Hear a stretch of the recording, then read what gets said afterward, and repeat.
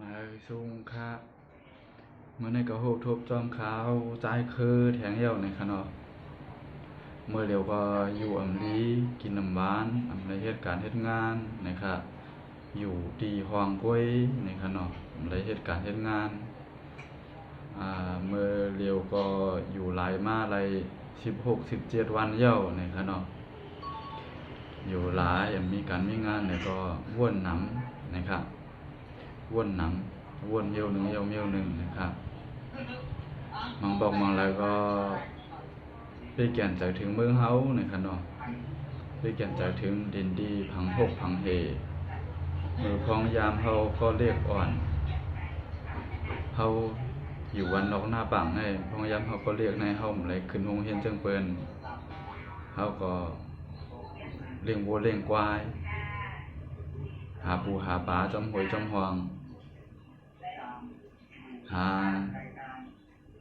ยืนกยืนหนูจอมหวยจอมหลอยเฮ็ดจังไหนก็เฮ็ดไหนคะเนาะกวนอยู่วันนอกหน้าปังแต่ว่าวนขึ้นยก็เปจ่อเนาะเมื่อเขาก็เรียกเขาวนลองสังมีตั้งไม่ใจสังมันหนังใจแฉมาห้องความไว้นั่นไหนคะเนาะมีตั้งไม่ใจสังมือพองยามเขาก็อยากมาเย้ามือเหลียวให้ดีกว่าดังหลายได้เฮ็ดอีสังไหนก็ไหลวนน้ำวนหยาบในขนมมีปุ่นพรตาได้หาเลี้ยงอันลูกไหลหาเลี้ยงพ่อแม่ปีพ่อแม่ลูกล้างนางเมในขนมอยู่เมืองไทยในก็เฮ็ดการเฮ็ดงานเสียงกาวัดกาว่าเลยเสียกาวัดกาว่าเดี๋ยวก็ตีเหลือก็ได้เสียงกายสังในขนมเลยการนำกาไฟก็เป็นการที่อยู่เฮานี่กันเนาะการนำกาไฟกาตั้งกินตั้งเยี่ยมบางปอกบางอะไรก็ใครเมื่ออยู่เมืองเฮาแต่ว่าวันคาเมืองคาที่ใครอยู่ในคาเป็นก้นวันนอกเป็นก้นเป็นใต้ร้อยเป็นก้นร้อยนี่กันเนาะเป็นใต้ร้อยบางบอกบางอะไรก็ใครเมื่ออยู่ขึ้นวันเก่าเมืองนอนอยู่แต่ว่าก็ว่นด้วยหลีดีซ้ำอยู่เมืองไทยในจับตั้งเป็นอยู่เสตากว่าหาหมอห้ามเสตา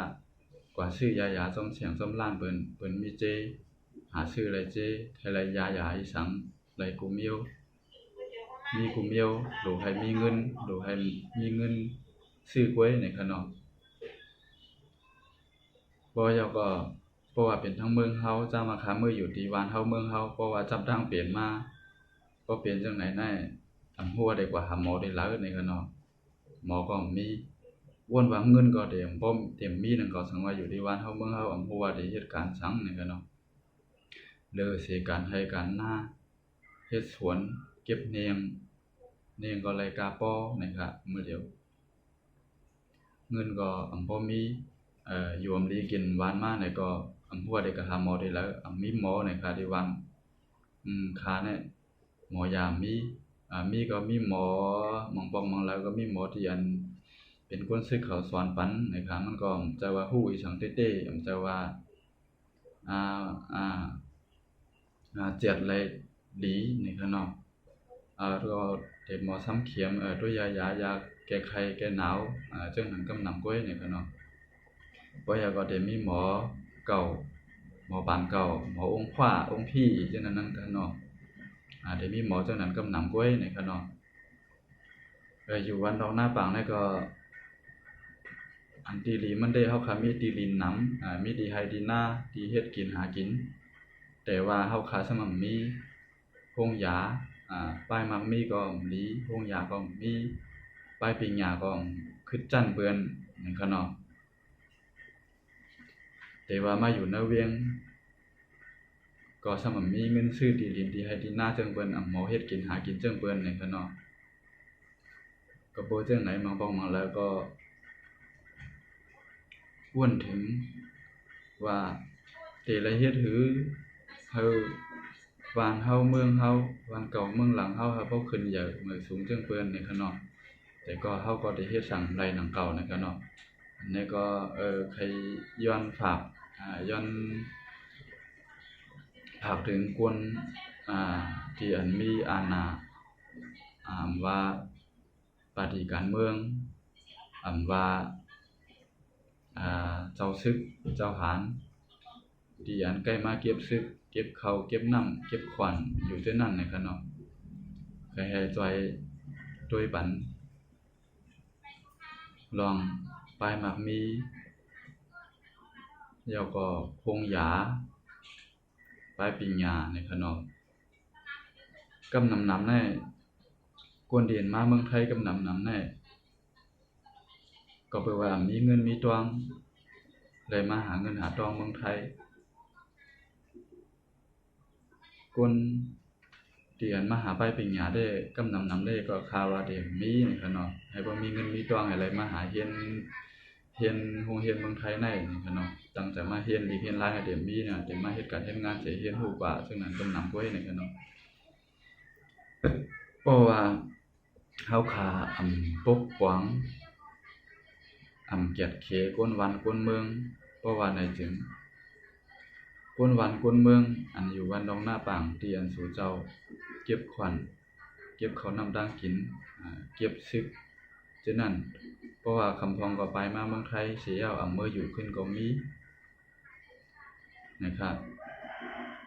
ไว้เอาคำพองก็ไปเขาเนเวียงก็มีนะครับก็ผู้ว่าอยู่วันดองหน้าปางใน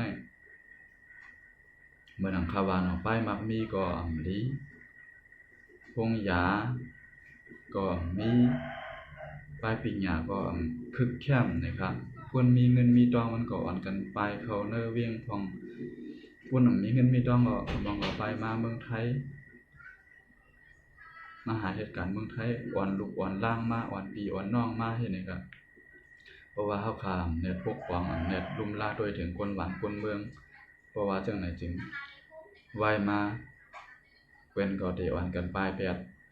ได้อ่อนกันไปเขาเนเวียงได้อ่อนกันไปมาเมืองไทยพวกกวนเฮาก็ได้ยอมลงได้หายกว่านะครับเพราะเฮาก็คนนั้นมีตังฮู้ตังหมอคนเตียนมีเงินมีทองเขาเบิ่นซ้ำไปเขาเนเวียงพวกคนอันมีเงินมีค่ามีตังฮู้ตังหมอมันไปกว่าเย้าเพราะว่าจังไหนจึงมันก็คือแต่คนที่อันบ่มีตังฮู้ตังหมอบ่ตังฮู้ตังหันกว้างซ้ำได้เฮ็ดคือปกป้องจัดปานได้เฮ็ดคือปกป้องในวันเนิ่นหน้าให้พวกขึ้นเยอะเหมือนสุมันว่านั่นก็มันก็ได้เปลี่ยนกว่าไล่ในขนมอันนี้ก็สั่งว่ามีคนจ่อยจี้หนีต่างมีคนจ่อยอ่อนเฮ็ดอันช้างจี้หนีเส้นต่างมันในมันเดลีเต้นี่ครับเดลีพุ่นดาพุ่นวันลงหน้าปางเต้นี่ครับพอเฮาก็โหนับกวนก็ได้นำขึ้นมาพอเฮาสู่เจ้าก็ได้ไล่ขวัญนำขึ้นนี่ครับเนาะเก็บขวัญนำขึ้นโหนับกวนนำก็เก็บซึกไล่นำนี่ครับเนาะกำในมื้อแล้วในผลนับกวนก็เก็บขวัญก็ซ้ำเก็บนำเก็บซึกก็เก็บนำในวนปลายมันก็ได้นำเฮ็ดก็เฮ็ดมามันได้ยอมลงเฮาก็ได้ซุ่มติ๊กๆนี่ครับเนาะเฮาก็ได้ซุ่มติ๊กๆซุ่ม1ซุ่ม2ซุ่ม3เพราะว่าโดยขึ้นเฮาขาลุกขึ้นปืนของการลุกขึ้นของเฮาในลุกขึ้นมา60ปีปลาย70ปีปลายลุกขึ้นมาหัวจะมือปานบ่เท่าไม่เท่าขานั่นนี่ครับเนาะต่อมาถึงปานขานี่ข่าวว่าเฮาข้ามไหลอีสานเฮาก็ซุ่มเหี่ยวซุ่มแทงนี่ครับเนาะซุ่มเหี่ยวซุ่มแทงเล็กลายปลายปีเฮาก็มันก็ขึ้นเยอะเมื่อสูงความลับเฮาเพียงแย่เพียงทุ่งเฮานี่ก็มันก็บ่ขึ้นเยอะเมื่อสูงมานี่ครับเนาะเพราะว่าได้มาต้วยเอาทั้งเพิ่นทั้งเฮานี่มันก็เฮาขาในไรว่าซุ่มเปิ้นไว้อยู่นี่ครับเนาะสร้างว่าเฮาข้ามปกป้องบรรพว่าคนเมืองนั่นจึงเฮาก็ได้ซุ่มกว่าติ๊กๆนี่ครับเนาะสร้างว่าเฮาก็ปกป้องบรร ภาวะคนหวานคนเมืองเฮาเขาในเพราะว่าในจึงเหมือนจังหนังความรักเจ้าซึกหลงซุนฮู้ที่ซึกปืนเขกก็มีไว้นี่ครับเนาะมันก็ มีคนเอาคำเมืองหนึ่ง เลยถามว่า สังว่าเฮาขาสังว่าวานหนึ่งอันนั้นเมืองหนึ่งจุมหนึ่งที่อุเปิงพ่องงำของโตเจ้าเก่าอ่าตีหนึ่งจังนั้นก็เนาะอันนั้นก็เอิ้งๆหนึ่งวันหนึ่งเคยขึ้นอย่างเหมยสูงในแต่ละเฮ็ดหือคุณเอาคำก็ถามว่ามันเจ้าก็มันเขียนไปซึกไปเมืองนั่นก็เนาะไปอุเปิงมันเขียนลองซึ่งแล้วมันเตรียมลิกออกมาว่าลิกที่อันชื่อเสียงอย่างที่อันเป็นที่กึกปึ้นเขาไว้ก็ได้เป็นอ่าเพราะว่าความไทยก็ตำราพิชัยสงครามซุนวูนี่ก็เนาะความไทยเขาก็ได้เลยว่าไผปลายตึกปืนลองล็อกลายตึกซึกนั่นก็เนาะล็อกลายตึกซึกของซุนวูนี่ก็เนาะซุนวูนี่ก็เลยลาดว่าเพราะว่าเฮาค่ะใครขึ้นใหญ่มาสูงใครมีหน้ามีตามีชื่อมีเสียงมีใครให้มาขึ้นใหญ่มาสูงนั่นก็เนาะมันเจ้าก็ลาดว่าเฮามือกับปานป่วนมาได้มันก็ได้เหมือนกับปานได้นี่ก็เนาะก็บ่ว่าล็อกไล่เหตุการณ์เฮ็ดงานล็อกไล่ค้าขายมันก็ได้เปลืองกว่านี่ก็อิดๆออดๆนี่ก็เนาะมือปานนั้นมันเจ้าก็เลยลาดว่าให้เฮาค้าใครให้เฮาค้าเฮ็ดดีหน้านี่ครับจังก็ขวากดีหน้าดีเฮ็ดไร่เฮ็ดสวนให้เฮาให้คุณเอาคำว่าขวากดีเฮ็ดไร่เฮ็ดสวนเฮ็ดนาจั่งใดนี่ก็เนาะเพราะว่าเฮาค้าขวากมีดีสวนดีไร่ดีนาหนำคนที่อันอยู่เช้ากินช้างนั่นก็มันก็ได้มีดีเฮ็ดกินหากินเลี้ยงต้องนั่นเป็นพื้นฐานมันนี่ก็เนาะว่าแล้วก็ให้ความดีให้ดีหน้าแล้วก็ให้ลวดขวัญนะครับให้เขี้ยวปันขวัญอย่าไปบ่เก็บน้ำหน้านะครับอย่าไปบ่เก็บน้ำหน้าคุณเอาคำว่าแล้วบ่ว่าเฮาขาเขี้ยวปันขวัญแล้วอ้าวเฮาก็มีรายไหลเฮาขาก็ได้ลวดลวงเฮาจำได้เฮ็ดคือเอามาน่าจะจ่ายในดับซึกเฮาล่ะมันเจ้าก็เลยล่ะเพราะว่าเฮาขาเพราะว่าเฮาขวักไหลดีเฮ็ดไร่เฮ็ดสวนเฮ็ดนาเหย้าบ่ว่าไหนจึงกวนที่อันอยู่ต่างบ้านอยู่ต่างเมืองอยู่ต่างที่นั่นเขาก็ได้เคยมาอยู่ที่เฮานี่ก็เนาะก็เปิ่นว่าเคยมาอยู่ที่บ้านเฮาที่ที่อุเปิงพ่องงำส่วนตัวของเฮาที่เวียงเฮาที่บ้านเฮาที่เอิ้นเฮาจังนั้นนั่นก็เนาะก็เปิ่นว่ามันเฮ็ดกินง่ายหากินง่ายมีที่ปลูกที่ซ่องกับในโหกวนก็ได้นำขึ้นมาโหกวนก็ได้นำขึ้นมาไปมักมีก็ดีหลีขึ้นมามันเจ้าก็ว่าจังไหนบ่แล้วก็เฮาข้ามบ่รู้เก็บน้ำบ่ไหลขวัญแน่บ่แล้วก็เฮ็ดจั่งใดว่าเฮาได้เก็บขวัญไหลลงคั่นล่ะเพราะว่าเก็บขวัญนานี่ก็เฮาข้ามมื้อเตมันขวัญนาเฮาข้ามมี10คอกไว้นี่แหละเนาะในบ้านเฮานั้นมี10คอกมี10คอก20คอกเพราะว่าเฮาขาจากควักว่าหลายแทงเป็น50คอก60คอกจังได๋เฮาขาก็ได้เก็บขวัญถึงแม้ว่าเฮาขาเก็บแต่มันก็เก็บได้มันก็ไหลนำอยู่เหมือนเก่าในคะเนาะโหนับก้นมันก็นำขึ้นมาเพราะว่าโหนับก้นนำขึ้นมาเพิ่นว่าใครมาอยู่บ่ว่าไหนจึงโหนับก้นนำขึ้นมาก็ถ้าได้เก็บซึกเก็บเสือถ้าได้มีเอียนยังซึกใหญ่ๆนำนั่นก็เพิ่นก็ได้ให้อยู่จ้อมเฮานี่คะเนาะเพิ่นก็ได้อยู่จ้อมเฮาก็แปลว่าเฮาขาเขาได้เก็บไหลเอียนยังซึกได้นำเอียนยังเงินก็ได้นำนะครับถ้าว่าเพิ่นได้ไปถ้าว่าเพิ่นได้ไปซึกไปเสืออันว่านั้นก็เขาเพิ่นว่ามันได้บ่มีนี่คะเนาะก็เปิ้นว่าจังว่าไปอยู่หลีจังว่าไปมักมีหลีไปอยู่หลีโรงยาก็มีขึ้นกลับขึ้นปานเดี๋ยวก็ไปปิ้งย่างเกาหลีนี่ถ้าว่าได้เพิ่นได้ไปเพิ่นได้เคยอยู่อันว่านั้นมันมีนี่ครับเพิ่นก็ถึงได้มาอยู่เพิ่นก็ถึงได้เคยอยู่เคยเซาเคยมาอยู่ในนาที่อุเบิ่งพ่องงำเฮานี่คะเนาะอันว่าได้เป็นคนมักมีคนมักมีดีเปลี่ยนเขา จะเป็นนักลงทุนจะเป็นปล่อยช้าเขาทั้งหลายนี่ก็เพิ่นก็ได้มาหาปลายเพิ่นก็ได้เคยมาหาปลายมักมีเปิ้นนี่ค่ะเนาะเพิ่นก็ได้เคยมาหาปลายมักมีเปิ้นบ่อยากก็ด้วยเอาขึ้นเมืองไทยในกล้วยนี่ค่ะเนาะก็เปิ้นว่ามันจึงดังว่าฝรั่งเขาคำพ้องก็ใจว่าสัตว์เทศนังก็นั่นในค่ะเนาะฝรั่งในมันก็ได้มาอยู่เมืองไทยในที่อันเปิ้นมาอยู่เมืองไทยในกำลังนำก็เปิ้นก็ได้มาลงทุนลางได้มาหาเงินหาตองที่สองก็เต้นเป็นคนเฒ่าเต้นเปิ้นอยู่วันเปิ้นเมืองเปิ้นมีเงินนำอิดๆนำต่างๆแล้วแต่ว่าเพราะว่าเพิ่นอยู่วันเปิ้นเมืองเปิ้นได้การใช้จ่ายมันนำการใช้จ่ายมันกาเพิ่นซื้อของก็มันกาเพิ่นเต็มพอใครพออยู่พอกินแต่พอเพิ่นมาอยู่เมืองไทยได้ของกินของเยี่ยมมันกาพอเพิ่นมีเงิน1ถ้าว่าเพิ่นมีเงิน1จ้อยในพออยู่ถ้าว่าเขาอยู่เมืองเขาได้เขาได้กลุ่มรายได้1วันเกยแต่พอมาอยู่เมืองไทยได้ฉันได้กลุ่มรายได้1เดือนเพิ่นเฮ็ดนั้นแหละก็แปลว่าเพิ่นวนไหลจังนั้นแหละบ่อยากก็เมืองไทยก็อยู่อำลีกินหวานเสียดาโรงยามันก็มีมันขึ้นกลางขึ้นปานมันก็เบิ่งเป็นจังนั้นได้จังว่าคนนอกเมืองเขาคำพ้องก็เขาก็มาซื้อที่อยู่ที่กินมาซื้อคอนโดนี่ก็มาเอาเมไทยมาเอาเมหนุ่มเมหังเสียก็มาอยู่เมืองไทยจักจันปานกว่าที่เมืองไทยนี่ก็เนาะคำพ้องก็เจออันมักมีหลีเบียนอยู่แล้วก็มาหาลงทุนลางมาหาเงินหาตองหาไปมักมีเปิ้นมันก็เป็นจังนั้นนี่ก็เนาะอันนี้ก็เขาขามาแลกหลายเปรียบเทียบแตกเนื่องกันด้วยดังหวานเฮาเมืองเฮาว่ามันเปลี่ยนจังหือแล้วก็เฮ็ดหือแลวันเปิ้นเมืองเปิ้นสมักมีส่ำขึ้นอย่างเหมาะสมนี่ค่ะเนาะหวานเฮาเมืองเฮาส่ำขึ้นอย่างเหมาะสมพอป่วนมาเป็น50-60 ปีบาแล้วก็ลุกขึ้นมาก็อำไลอองมันอำไลอองเป้สิปอกนี่ค่ะเนาะก็ข่าวว่าได้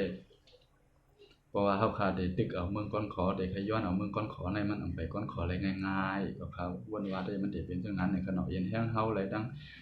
เอียนแฮงตับซึกมานแน่ตั้งเอียนแฮงเฮาว่าปลายมักมีเฮาก็ที่ว่าได้ปลายมักมีปลายปิ่งหญ้าแล้วก็เอียนแฮงเงินเอียนแฮงตองแน่นี่ค่ะเนาะพิงทุ่งก็ว่านี่ค่ะเนาะปอในปากปีได้ได้ก็ข่าวว่าได้เฮาข้ามแลบเป้เขาไล่แลบย้อนเอาไล่นี่ค่ะเนาะตามเมืองก้อนขอในเขาก็ย้อนเอาไล่ในแผ่นดินใต้ในเขาย้อนเอาไล่มึงมดในกับเขาว่าตึกเอาไล่มึงมดในกับเขาว่าในปากปีนี่มันเปลี่ยนกว่าไล่นี่ค่ะเนาะแต่ว่ามันเปลี่ยนความไล่นะสิได้ใจว่ามันมีวันตาได้เปลี่ยนไล่ตาได้เอารอดแล้วเช้าขอไล่นี่มันก็มีดังเก่านี่ก็เนาะมันก็ได้เพราะว่าเฮาคัดใจเพราะว่าเฮาหมอเฮ็ดหมอสร้างนี่วันหนึ่งมาเฮาก็เตของเป้ไหลอยู่ในคะเนาะแต่ว่าวันมื้อไหนยามมื้อเหลียวไหนมันนำไปถึงข้าวยามตาเฮาได้มาย้อนเอาเมืองก้อนขอนี่คะเนาะมันเปลี่ยนข้าวยามปุนดาปุนดาเตจึงรักษาเนื้อรักษาตัวเฮาไว้สังว่าเมืองใต้ได้สังว่าเป็นคนนี่ก็มันก็มันนั่งเป็นคนที่อันจับตั้งเปลี่ยนไว้นี่ค่ะเนาะเป็นคนมันเปลี่ยนจับตั้งเปลี่ยนไว้ไปพร้อมไปมีแฮงนี่ค่ะเนาะไปมีแฮงไปมีแฮงแต่กว่าแล้วมาแล้วเฮ็ดได้สังนี่ก็ไปพอไปจังเฮ็ดนี่ค่ะเนาะไปออกเอ็นออกแฮงได้เด้ก็เพื่อว่าโดนเจ้าก่อมยุงไปลีโลไลกินยายาเราได้กินยาเฮ็ดให้โดนเจ้าเก่าแก่นแข็งมีแฮงกว่านี่ค่ะเนาะจังไปว่าโดนเจ้าเก่าใครเฮ็ดอีสังใครไล่อีสังในจังไปหาเอาดีหลังเฮ็ดเอาดีหลังในค่ะเขาเว้นว่ามันได้ถึงที่ยอดพอดีปลายมันกว่าอยู่ในขนอสังว่าเฮาฮู้โดเฮาว่าเฮาอยู่อำดีอยู่เย้าในเฮาสำาได้กว่าเฮ็ดการคัดใจสิเฮ็ดการเฮ็ดงานอยู่ดิกๆนี่ก็กำลิ้นมันมาเฮาได้ถึงที่ยอดพอดีปลายสิเฮาได้เฮ็ดได้โอนได้ได้จังได้ตายกว่าก็ไล่ในขนอเพราะว่าเฮาฮักเนื้อฮักโถเฮารักษายุทธยาตั้งเป็นเฮาหายกว่านี่เฮามีเอียนมีแฮงแล้วเฮาจังไปใครไล่ใครเป็นอีจังเฮาจังไปเฮ็ดเอาวนว่ามันได้ไล่มันได้ถึงที่ยอดฮอดที่ปลายมันอำห่างในคั่นเนาะมื้อนี้ก็อยู่หลายกินหลายแล้ววนน้ำลาดน้ำในคั่นเนาะ chẳngว่าพารากับเกียรตินี่ก็อ่า อ่ามันเป็นช้างในคันเนาะchẳngว่าผู้ใดพาราเกียรตินี่ก็อย่าลืมติดตามเต็กปันแห่งเจอchẳngว่ารัดพิษรัดเบิ่งกว่าที่แล้วนี่ก็อ่าอ่าซึ่งว่ามีปัญหาไรในคันเนาะเตรียมมาว่าอะไรเตรียมมาสั่งมาสอนอะไรในคันเนาะอ๋อครับหมายสูงครับ